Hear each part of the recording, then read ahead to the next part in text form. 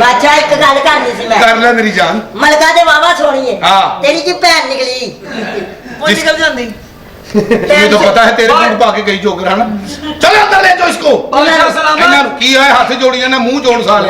चले जाओ तक लिया। बादशाह पहले मुझे फिक्र दे लोकचे बादशाह ये क्या होता है लोकचे मोकचे? इसको कहते हैं मोबचा। मोई क्या गल करी मरो क्या किसी ने ममस क्या नहीं मगदी क्या मरासी टाइम मोली बे मोलो बे। बादशाह सलामत आपसे एक अर्ज करनी थी। अर्ज कर कर कर बताओ क्या बात है। बादशाह सलामत जब से आपकी बहनें ससुराल गई हैं हमने कोई मुजरा ही नहीं देखा।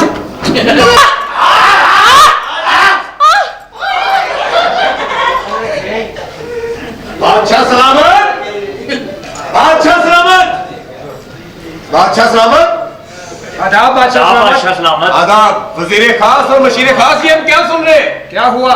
जो हम सुन रहे हैं और जो देख रहे हैं क्या ये हकीकत है?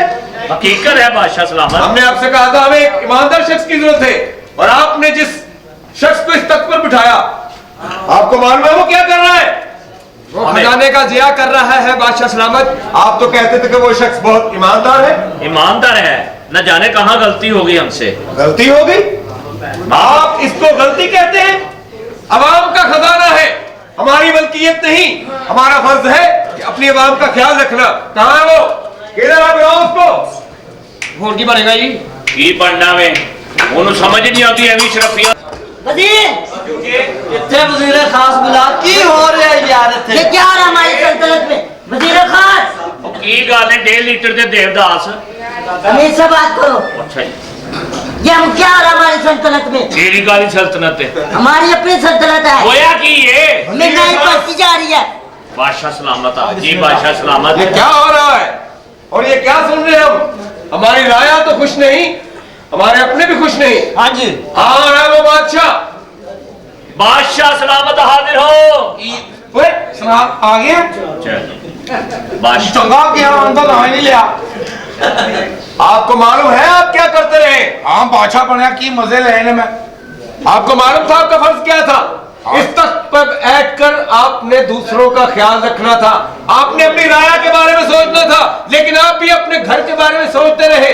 क्या आप भी वो पुरानी दास्तान दोहराने लगे थे बादशाह शाहजहां वाली, जो उसने भी अवाम का सारा पैसा अपनी मुमताज के लिए ताजमहल बनाने पर लगा दिया था? और हमने भी सुना है कि आप भी कुछ ऐसा ही कर रहे हैं। अपनी बेगम को इस महल की मलका बनाने के लिए सारा खजाना उसको खिला रहे हैं आप। ऐसा नहीं है बादशाह सलामत, मेरे शोहर बेवकूफ जरूर हैं लेकिन बेईमान नहीं। आपका जितना भी खजाना था वो बाहिफाजत अमानत हमने अपने पास रखा है। हम जानते हैं कि ये खजाना पाकिस्तान की गरीब आवाम का है। वाह क्या भी खजाना आवाम का है? आवाम सिर्फ टैक्स दबे। आपकी बातों ने आज साबित कर दिया कि वाकई एक औरत चाहे तो एक मर्द को जमीन से आसमान पर ले जाए, वही औरत चाहे तो आसमान से जमीन पर गिरा दे। और आपने आज सच कर दिखाया। पहले बादशाहों की दास्तानें बनती थी, लेकिन आज तारीख में एक बात और लिखी जाएगी कि अवाम का जिसने पैसा बचाया वो एक थी मलका। वाह बादशाह सलामत। ਇਹਦੇ ਚ ਮੇਰੇ ਕੱਲੇ ਦਾ ਕਸੂਰ ਨਹੀਂ, ਤੁਹਾਡਾ ਵੀ ਕਸੂਰ ਹੈ। क्या? ਰੱਬ ਜੋ ਕਰਦਾ ਬਿਹਤਰ ਕਰਦਾ ਹੈ। ਰੱਬ ਨੂੰ ਪਤਾ ਸੀ ਮੈਂ ਨਾਈ ਬੰਨਾ, ਨੇ ਮੈਨੂੰ ਨਾਈ ਬਣਾਤਾ। ਤੁਸੀਂ ਬਾਦਸ਼ਾਹ ਬੰਨਾ ਸੀ, ਤੁਹਾਨੂੰ ਬਾਦਸ਼ਾਹ ਬਣਾਤਾ। ਹੁਣ ਤੁਸੀਂ ਜੋ ਨਾਈ ਨੂੰ ਬਾਦਸ਼ਾਹ ਬਣਾਓਗੇ, ਮੈਂ ਤੇ ਖਜ਼ਾਨੇ ਦੀ ਭੈਣ ਕੱਢਾਂਗਾ। ਭੁੱਖੇ ਦੀ ਧੀ ਰਜੀ ਤੇ ਖੇਡ ਆਉਣ ਲੱਗੀ। ਸਾਡੇ ਤੇ ਉਹ ਹਿਸਾਬ ਹੈ। ਤੇ ਬਾਦਸ਼ਾਹ ਸਲਾਮਤ ਫੜੋ ਆਪਣਾ ਕੁੱਲਾ, ਬਹੁਤ ਪਿੱਤਾਂ ਵਾਲਾ ਹੈ। जाना भूल रहे हैं क्या ट्रेन से कुछ गिरता है। कुछ ना कुछ डिगदा ही रहता, बादशाह भी नहीं बनता बंदा। मैं थोड़ो उतरते भी ऐसे ही हैं। दलेर में मेरे ते पर्चा कराता, कहना मैंने कॉपी करता। पाओ ठीक है आप जा सकते हैं अपने हजाम की दुकान पर। अभी ले लो। ठीक है जाए आप, जा सकते हैं आप जाए। लावाने थे कि मकसद कदों में कबर कटाऊं लगा अपनी।